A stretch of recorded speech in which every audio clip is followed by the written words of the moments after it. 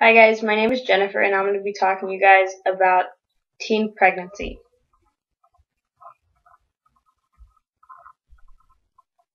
First, here are some facts about teen pregnancy from allieshouse.org, which is stats about teen pregnancies.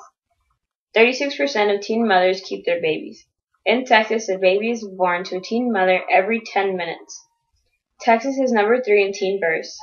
Dallas is number 1 in repeat teen births in Texas. Teen mothers complete less school and are more likely to have large families and are more likely to be single parents.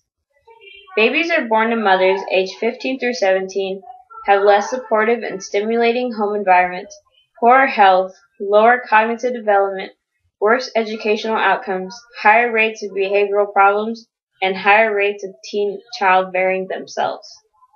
The United States has the highest rate of teen pregnancy in the Western industrialized world.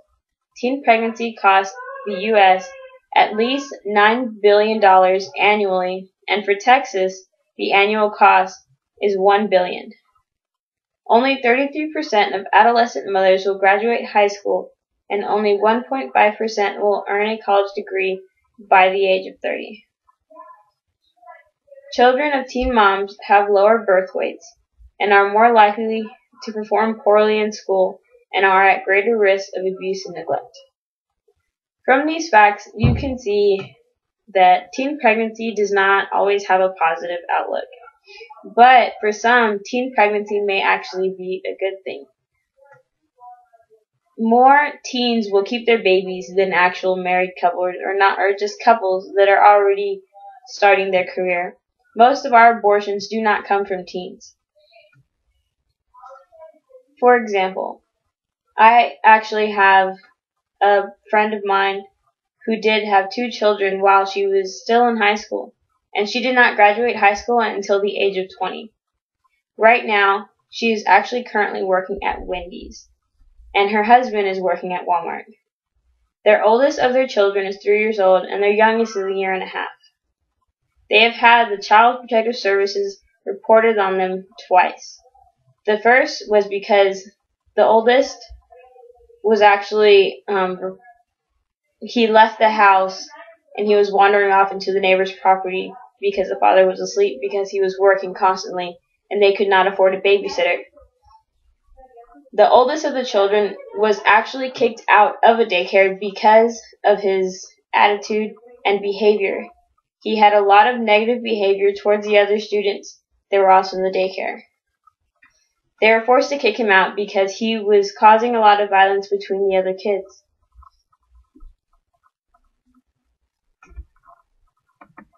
In today's time, people try and help those that are dealing with teen pregnancy. And most of the time, teen pregnancy isn't always something that, there are different ways. There's always rape, and then there's also just what people call accidents, and then those that are just not mature enough but yet know what they're doing and end up having the outcome of having a kid.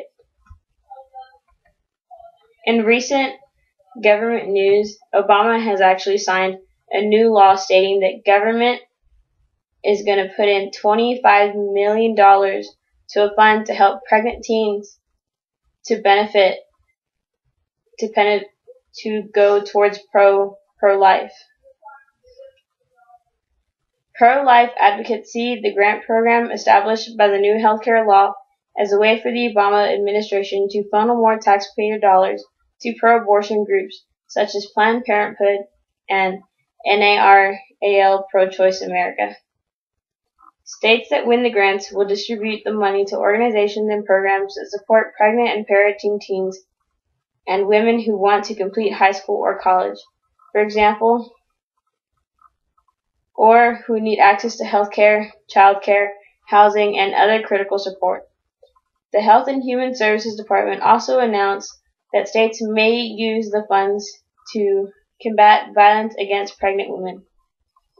But some pro-life and pro-family advocates point out that pregnancy resource centers have provided similar support services for decades, without government funding. The pro-life advocates see the new grant as a way for the Obama administration to funnel more taxpayer dollars to pro-abortion groups such as Planned Parenthood and NARAL Pro-Choice America. As I was saying earlier, teen pregnancy can have many different views, positive or negative, but we also need to look,